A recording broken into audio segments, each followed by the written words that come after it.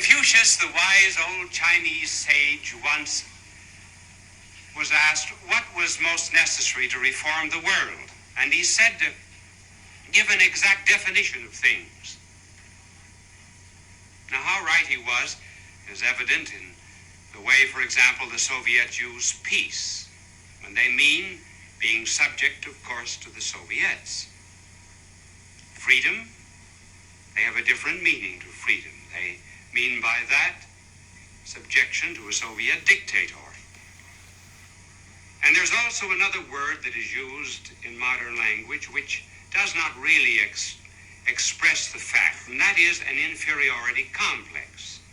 An inferiority complex, if it were properly called, should be named pride.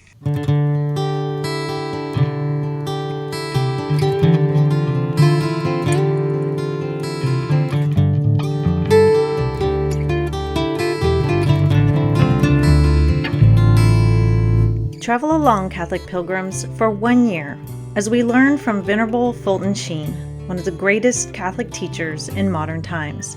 Join me, Amy Thomas, once a week for a short reading out of Bishop Sheen's book, Way to Inner Peace.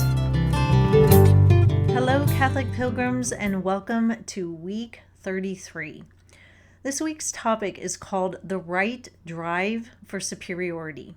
Now, at the beginning, we heard Bishop Sheen talking about how people use the term inferiority complex in the wrong way. What it really should be called is pride or even a superiority complex. And Bishop Sheen this week is going to talk about that there's a right way to go about having a superiority complex and there's a wrong way to go about it. And I think you can probably gather that the right way to go about living our lives in a superior way is to strive for holiness and sainthood. And I know when I say that, people kind of cringe because when we use the word superior, we think of someone who is prideful. But there is a superior way to living, and that is following Christ's path and striving for holiness, but we often don't think of it in that way. And so that's part of what he's going to be talking about this week. 3 points to think about as we're going through this are superiority complex, niceness, and saints. Number 33, the right drive for superiority. The most common judgment passed today on others is, oh, he has an inferiority complex. It would be much truer to say of those really so complicated that they have a superiority complex. That is an unjustified drive towards superiority. But even here, it is well to remember that there is a right and wrong kind of superiority. The wrong kind of superiority is domination over others, boastfulness, egotism, self-will, and cruelty. The right kind of superiority is striving for self-perfection in the moral order. Our blessed Lord suggested that we be satisfied with nothing less than perfection. So you be perfect as your heavenly Father is perfect. Matthew 5:48. This does not mean that we are to be perfect as God is perfect, but to be perfect in a godlike and not a human way. What is startling about this command is that we are bidden not to imitate others, but God. The Divine Master would produce not character, but a better character. To him, it is not great virtue to love those who love us. If such be the case, he asks, if you love those who love you, what reward will you have? Don't the tax collectors also do the same? Matthew 5:46. Virtue to him was not democratic, but aristocratic. It was high above the mass level, not one that struck the happy medium between the good and the bad. The crux of virtue is not on the number of those who practice it, but in its principles. Everybody is doing it may determine democratic practices, but it is not character or virtue. What are you doing more than others? That is the acid test. He who thinks he has done enough has done nothing. The regularities of constitutional goodness, the observance of common decencies, politeness, generosity, good cheer, the good affections which nature prompts, these are the perfection of the average person, not of God. There are few who would not claim to some moral distinction if they were honest and paid their income taxes, gave to the poor, and allowed others their point of view. But it appears that even when we have done these things, we may still be asked by the standard of divine superiority, what are you doing more than others? It is common today to identify a Christian with a gentleman or a nice person. Certainly, we should strive to have a world in which there are as many nice people as possible, such as those who give their seats to ladies in subways, who speak with appreciation of the United Nations, who help old women across the street, and are kind to the deaf. But we must not make the mistake of believing that by that fact they have become Christian. As a professor of philosophy at Cambridge said recently in a television address, quote, "A world of nice people, content in their own goodness, niceness, looking no further, turned away from God, would be just as much in need of salvation as a miserable world, and might even be more difficult to save." Unquote. The superiority for which men strive today is generally economic or social, not spiritual or moral. When one hears of those who leave the mass level and dedicate themselves to spiritual perfection, the tendency is to argue, 1, there's nothing in it but an escape. 2, those who pretend to see something in it are posing. 3, I hate them for it. The reason there is a hatred is because these people, in the end, may be having something that I do not have. No personality is adequately expressed on the average level. The average person, from a moral point of view, is common. He who tries to keep on the level with others has already condemned himself to failure. The development of a spiritual personality is in going the extra mile and challenging conventional morality. If someone forces you to go 1 mile, said our Lord, go with him 2 of your own accord. Matthew 5:41. The weakness of our age is in want of great men and women. It is hard to resist the current. Someone must completely detach himself from the ordinary run of politicians if he is to save politics. Economists must break from the ordinary run-of-the-mill of capital and labor commonplaces if economics is to be saved. In other words, we need saints. These are not easy to make. First of all, because we do not always want the best. The best demands sacrifice of the ordinary and the discipline of the lower self. God, in his turn, finds it hard to give because he gives only the best, moral perfection, and few there are who want it. As Augustine said at one point in his life, quote, I want to be good, dear Lord, but not now, a little later on, unquote. Everybody has pet peeves. I have several. I'm sure you're not surprised. One of my pet peeves is when people equate pets with children. I absolutely cannot stand that. I don't mind pets. I have pets and I love pets, but they are not the same as children. So I cannot stand when people call them their fur babies or their fur children, but I digress. One of my other pet peeves is when people say, well, I'm a good person or I'm a nice person.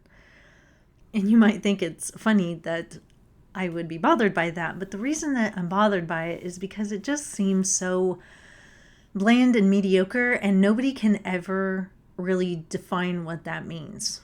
Okay, so what do you mean by the fact that you are a nice person or a good person? You follow all the traffic laws? You have never killed anybody? What does that mean? And when I have asked people online what they mean by that, they can't really tell me. They're just like, well, I'm just a good person. But when you can't define what that means and you just don't really think about it because you've, set yourself up on this pedestal of being a good person, I'm a good citizen, I just do what I'm told, I don't break too many laws, I'm not too bad, I'm not as bad as that guy over here, we don't ever really look to grow. And that's one of the biggest problems I have with that phrase. I was really grateful to see Bishop Sheen touch here on the fact that so many Christians identify themselves as nice people, or they're identified as that. He says on page 119, it is common today to identify a Christian with a gentleman or a nice person. Certainly, we should strive to have a world in which there are as many nice people as possible. And to this I say, yes, of course, obviously. I mean, we don't instead want a world of horribly mean people. But I have had atheists say to me, well, I'm a good person, and I don't even need God in order to be a good person. And this stumps a lot of Christians, because then we're like, oh, well, you classify yourself as a good person, and you say that you've done that without God. And so what do we do with that? And this is why it's so dangerous to just say that Christianity is just about being a good person. And consequently, what has happened is we've watered Christ down to be just that. He was just a nice guy. You know, he loved the poor and he had some good teachings. But there's no meat in that. There's nothing to that. And when there's nothing to God, because we've watered him down so much that he's just a nice guy, and we know what happens with the nice guys, as they say in dating, they get left by the wayside.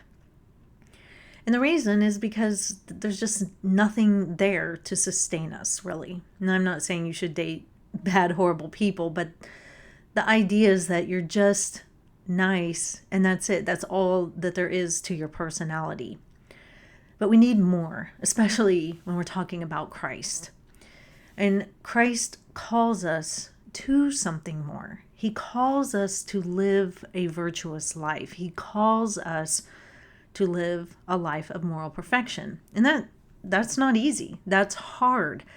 And I think that's a big reason why Christ has been watered down, is because trying to live a life of a saint is difficult. And Bishop Sheen even talks about that. So I agree with Bishop Sheen that we shouldn't call it an inferiority complex.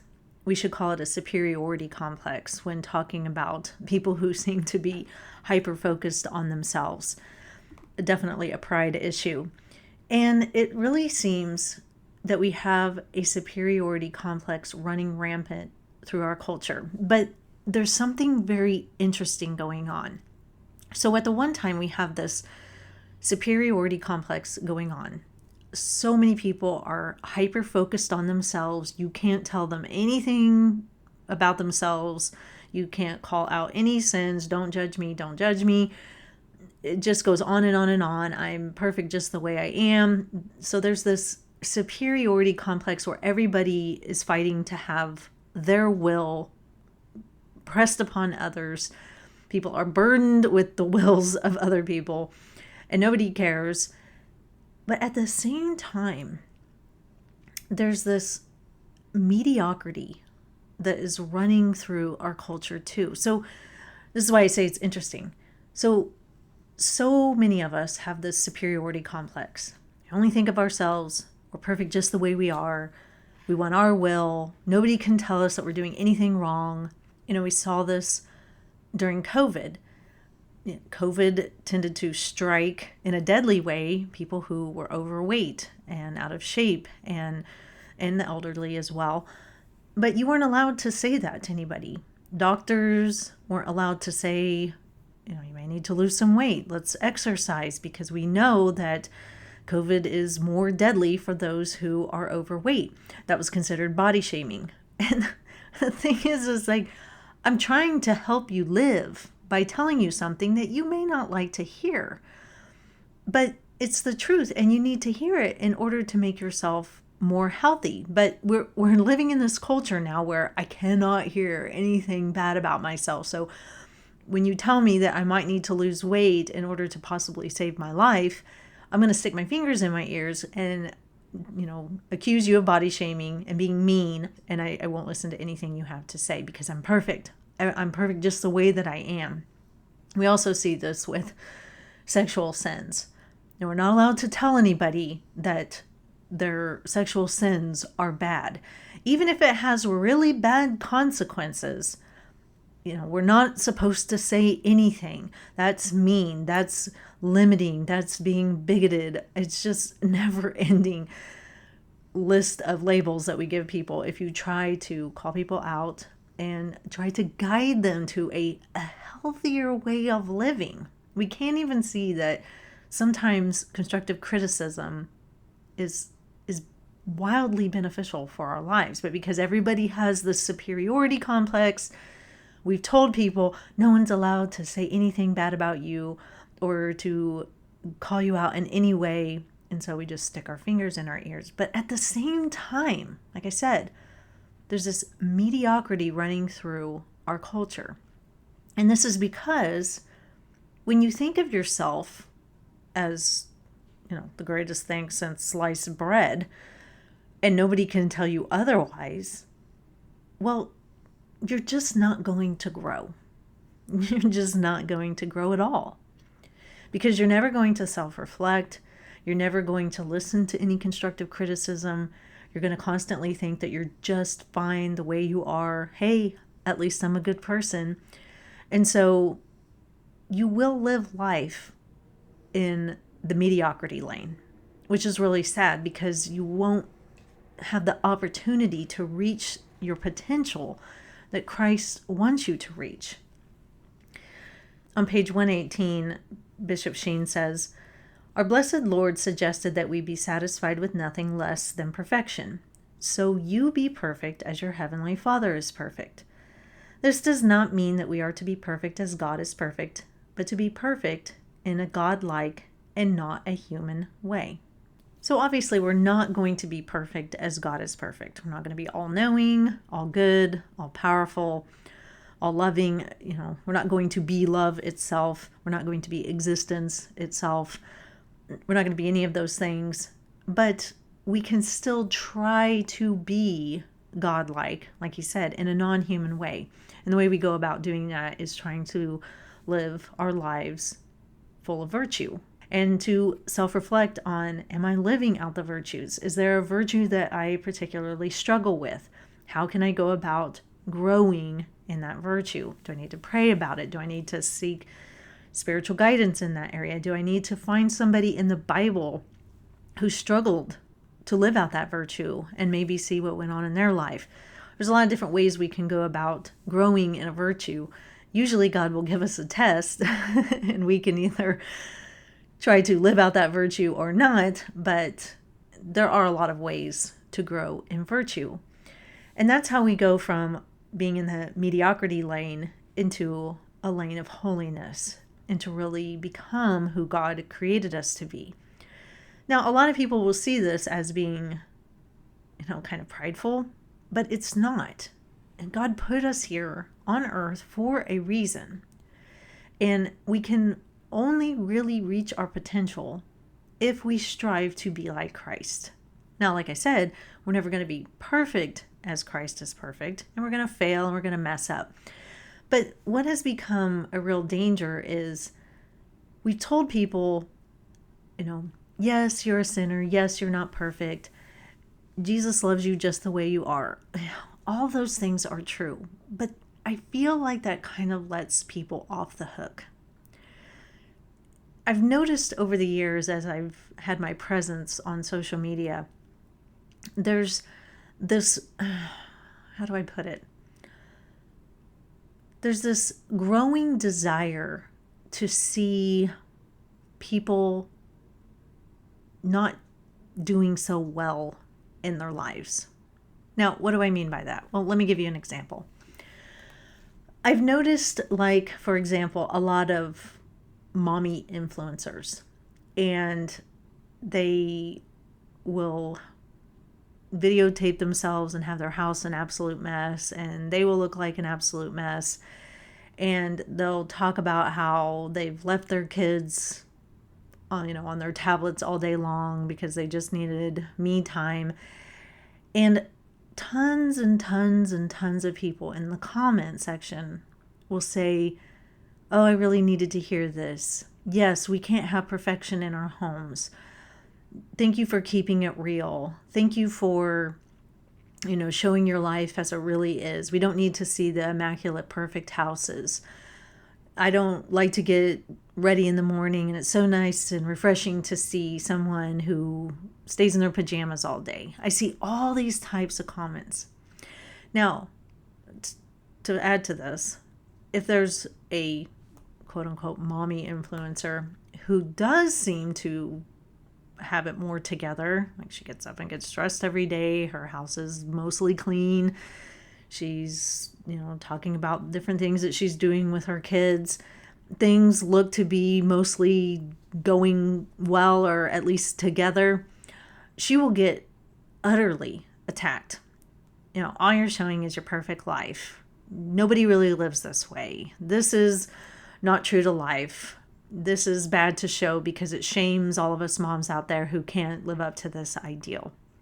Now, I do agree that there is a certain amount of polishing that goes on in social media. Gosh, I'm as guilty as the next person. If I'm going to do a video in my house, I'm not going to show you a messy kitchen. I probably will clean it up just because it's distracting and nobody really wants to see that. We act like we do because then it's like keeping things real, but at the same time, it's very distracting. So yeah, I get that there's a certain amount of polishing and filters and all those things. I don't use filters, just to keep the record clear on that. But what I've noticed is that there's not an attack on the mediocre, but there is on those people who are trying to live a somewhat put together, virtuous life. And I think a big reason for that is because we ourselves don't want to be called out of our comfort zone. This all goes back to, we all tend to have a little bit of a superiority complex going on in our lives where we think we're just fine. We don't need to do anything to ourselves. But I don't really want to see anybody striving for more because that makes me look bad. Bishop Sheen says here, the superiority for which men strive today is generally economic or social, not spiritual or moral. When one hears of those who leave the mass level and dedicate themselves to spiritual perfection, the tendency is to one, argue there is nothing in it but an escape. And I see that a lot. I see people attack those who are trying to live a virtuous life as they're just trying to escape the real world. Nobody lives this way. You can't keep this up. This is all fake. This isn't how you really live. You're putting on a front. All those types of things. Then number two, those who pretend to see something in it are posing. That kind of goes along with it. You're just posing. Your house doesn't look like this. You don't look like this. Keep it real. I don't want to follow somebody who's got this perfection look going on, something like that. And number three, I hate them for it. And the reason there is hatred is because these people in the end may be having something that I do not have. That's what I was talking about with the superiority complex. We don't really want to be called out of our comfort zone. But at the same time, I don't want to see you striving for holiness or sainthood or virtuous life because in some way we think it's going to take from us or shine a light on ourselves, and then we're going to feel like, there's more that I could be doing. There is more that I could be doing. And that's what Bishop Sheen says on the other page. He says, what are you doing more than others? Now, you could see this as something where it could get you stuck in a competition. And trust me, I understand, especially on social media, people do get stuck in competitions and people do get envious of those who have a nicer home or, seem to have it all together. I totally get that. And then you get stuck in this competition and then you're miserable and unhappy. But this is why we should really be focusing on ourselves and what we could do. And that's why he says we're not bidden to imitate others, but God. So if we see somebody living that kind of life and we would like to live that life as well, or maybe we're feeling called out of our comfort zone to live that life, we need to look to Christ on how to imitate the virtues and look at ourselves. Where am I lacking? Where do I need to grow? I'm going to make everybody's life better around me when I grow into a more virtuous person. And one part of the superiority complex is just forcing people to put up with us when we're hard to put up with because we refuse to change, We refuse to grow. We refuse to look at ourselves. We refuse to hear any criticism. We become burdens on people's lives when we don't do these things. So here on the last page, I think this is our calling. If you've been listening to this and you're like, wow, Amy's just trying to make us perfect people and we never have any faults or failures or anything go wrong in our lives, that's not what I'm saying. That's not what I'm saying at all. I'm not saying that your house has to be in tip-top shape all the time and that you have to look like $1,000,000 all the time and that your kids have to be perfect all the time and that you have to live out all the virtues absolutely perfectly all the time.